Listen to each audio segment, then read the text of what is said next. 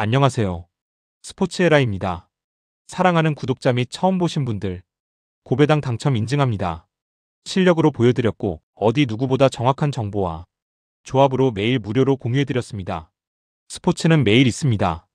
비록 매일 맞춘다고 말씀은 못 드리지만 결국 이번처럼 또 한 번 당첨 나옵니다. 조합은 매일 무료로 공유해드리니 함께 당첨되어 우리은행 같이 갑시다.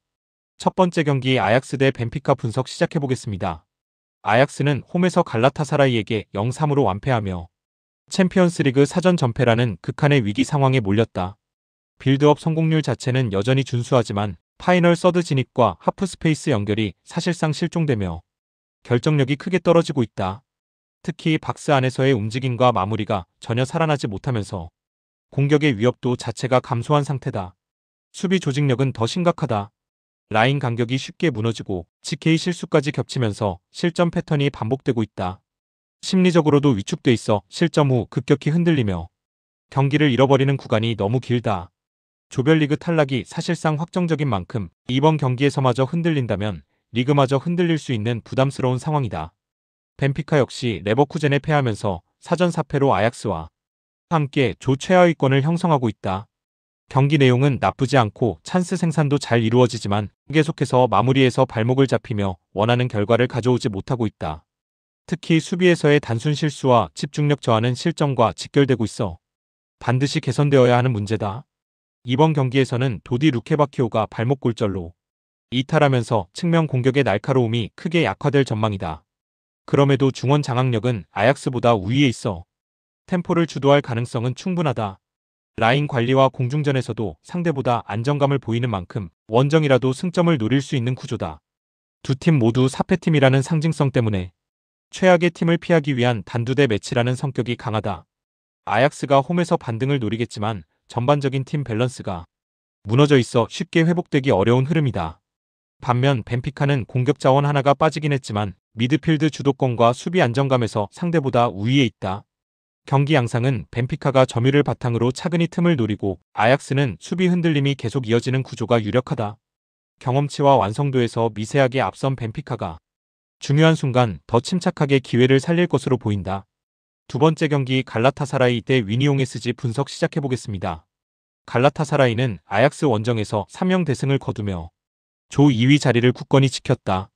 오시멘을 타깃 스트라이커로 활용한 전술이 제대로 적중하며 상대 수비를 완전히 흔들어 놓았다. 세트피스 크로스 PK 등 다양한 공격 루트를 보여주며 공격 완성도 역시 상당히 높은 모습을 이어갔다. 특히 양쪽 풀백의 적극적인 오버래핑이 경기를 주도했으며 측면에서의 볼순환이 매우 활발했다.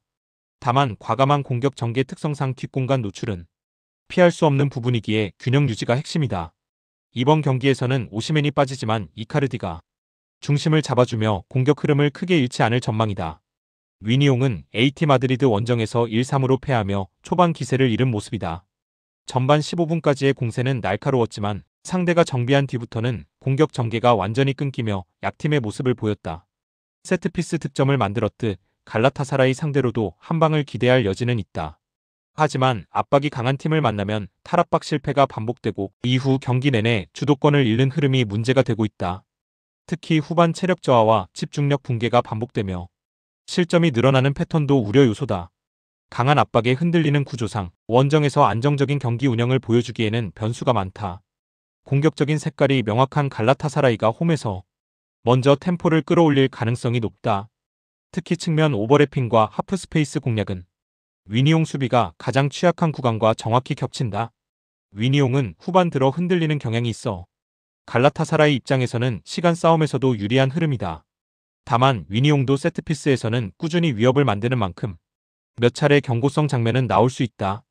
전체적으로는 갈라타사라이가 개인 기량과 짜임새에서 우위를 점하며 경기를 주도할 그림이다. 세 번째 경기 맨시티 대 레버쿠젠 분석 시작해보겠습니다. 맨시티는 도르트문트를 홈에서 4-1로 제압하며 다시 한번 에티하드 모드를 가동했다. 이후 홈 경기에서 3연속 3득점 이상을 기록할 정도로 공격이 매끄럽게 돌아가고 있다. 특히 왼쪽에서 폭발적인 돌파를 보여주는 도쿠의 영향력이 최근 들어 더욱 커지고 있다. 중원과 측면 모두에서 오버로드를 만들어내며 상대 수비를 흔드는 시티 특유의 패턴도 완성도가 올라왔다. 돈나룸마는 홈에서 더욱 안정감 있는 퍼포먼스를 보여주는 만큼 수비 뒷받침도 기대할 수 있다. 이번 경기에서도 경기 템포를 장악하며 전방위적인 공격 압박을 펼칠 가능성이 크다. 레버쿠젠은 벤피카 원정에서 경기력은 다소 밀렸지만 플레켄의 슈퍼세이브에 힘입어 승점을 챙기는 데 성공했다. 1승 2무 1패로 흐름을 굳혀가고 있으나 상위 팀들과의 전력차는 분명한 상태다. 특히 이번 경기에서는 안드리이가 징계로 빠지며 중원 경쟁력이 크게 낮아질 전망이다. 그리말도 역시 아직 복귀하지 못하는 상황이라 좌측 공격 전개에서도 아쉬움이 예상된다. 라인을 끌어올리는 시티의 와이드 오버로드를 레버쿠젠의 윙백들이 막아내기에는 물리적 부담이 크다.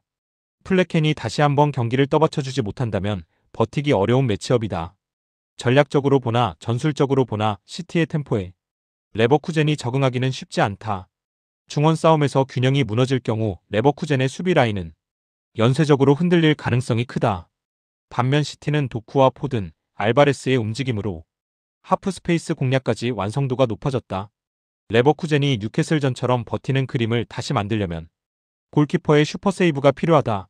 하지만 종합적인 경기 흐름은 시티가 주도하며 득점을 이어가는 쪽으로 무게가 실린다. 네 번째 경기 첼시 대 바르셀로나 분석 시작해보겠습니다.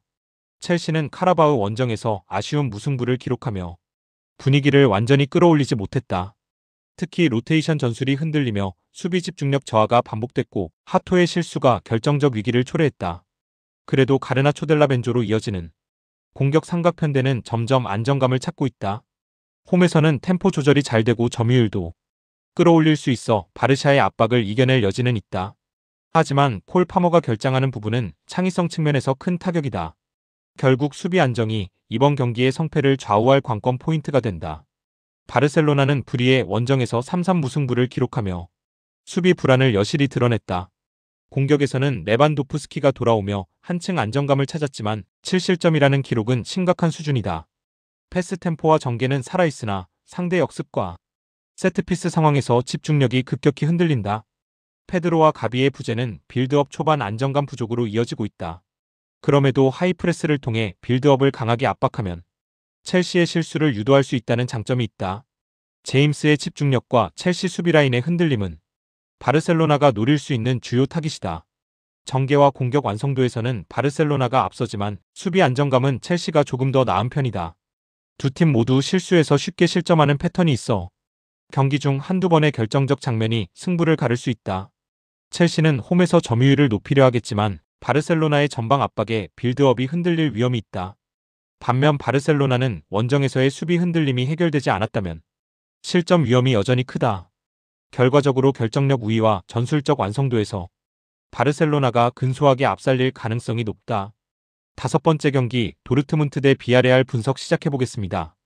도르트문트는 시티 원정에서 1-4로 크게 패하며 실점 문제가 다시 고개를 들었다. 13골을 넣었지만 11실점을 기록 중인 불안한 수비 라인은 여전히 팀의 숙제다. 그래도 홈에서는 안정적인 라인 조절을 바탕으로 좀 더 단단한 경기를 펼치는 편이다. 기라시말렌 아데예미 등 공격진은 언제든 득점을 만들어낼 수 있는 한방을 갖고 있다. 특히 이번 경기에서는 아데예미의 직선적 돌파가 비아레알의 뒷공간을 강하게 위협할 전망이다. 다만 리드 후 라인 관리가 흔들리는 패턴은 반드시 보완해야 한다. 비아레알은 파포스 원정에서 0-1로 패하며 결정력 부족에 울었다. 점유율과 XG 모두 상대를 압도하고도 결과를 가져오지 못한 흐름이 반복되고 있다. 하프 스페이스 공략과 측면 오버래핑은 여전히 위력적이지만 마무리 단계에서 집중력이 떨어진다. 세트피스 수비가 흔들리는 모습이 최근 들어 반복되는 것도 우려 요소다. 원정에서는 득점력이 뚝 떨어지는 경향이 있어 초반 실점 시 경기 흐름을 되찾기 쉽지 않다. 수비 뒤 공간을 빠르게 정리하는 능력도 떨어져 도르트문트 상대로 매우 위험한 매치업이다. 피치 컨디션이 미끄러운 편이라 홈팀 도르트문트의 빠른 템포에 더 유리한 환경이다. 비아레알은 점유율을 끌어올리고자 하겠지만 속도 싸움에서 도르트문트에게 밀릴 가능성이 크다. 도르트문트는 경기 초반부터 강한 압박과 빠른 침투로 주도권을 쥘 전망이다. 다만 도르트문트 특유의 후반 흔들림은 변수가 될 수 있어 경기는 쉽게 끝나지 않을 여지도 있다. 그럼에도 종합적인 공격력 차이를 감안하면 도르트문트가 승리할 가능성이 높다. 여섯 번째 경기 나폴리 대 카라바흐 분석 시작해보겠습니다. 나폴리는 프랑크푸르트와의 홈 경기에서 0-0으로 비기며 무딘 공격력을 드러냈다. 1.84의 XG를 기록하고도 득점에 실패한 만큼 결정력 문제는 여전히 개선이 필요하다. 점유율 기반의 전개는 살아있으며 측면에서의 크로스 물량도 압도적이다. 하지만 안기사의 이탈로 중앙 장악력이 예전 같지 않아 박스 진입의 효율이 떨어지고 있다. 그럼에도 홈에서는 압박 강도와 볼 소유율이 크게 올라 전반적으로 우위가 예상된다. 이번 경기에서는 초반부터 경기 템포를 잡으며 카라바흐를 몰아붙일 가능성이 크다. 카라바흐는 첼시 원정에서 2위를 기록하며 저점유 고효율 축구의 힘을 보여줬다. 역습 한 방과 상대 실수를 놓치지 않는 집중력은 확실히 강점으로 자리 잡고 있다. 하지만 빌드업 능력 자체는 제한적이고 강팀을 상대로는 수비 가담이 늘어나면서 체력 부담이 커진다. 세트피스 수비도 완벽하지 않아 나폴리의 폭발적인 크로스를 버텨내기 쉽지 않은 구조다. 또한 홈원정의 잔디 차이에서 오는 경기 감각 문제도 작지 않다. 종합적으로 볼 때 한 방의 가능성은 있으나 경기 주도권은 빼앗길 가능성이 높다. 나폴리가 점유율을 앞세워 경기 대부분을 상대 진영에서 풀어갈 경기가 예상된다. 카라바흐는 라인을 내리고 역습에 집중하겠지만 나폴리의 공격 물량을 감당하기엔 한계가 있다. 특히 나폴리의 크로스와 세컨볼 싸움은 이번 경기의 핵심 포인트가 될 것이다. 카라바흐가 만들 수 있는 득점 루트는 제한적이고 실수 없이 90분을 버티기 어렵다. 전반적으로 나폴리가 경기 흐름을 장악하며 우위를 이어갈 그림이다.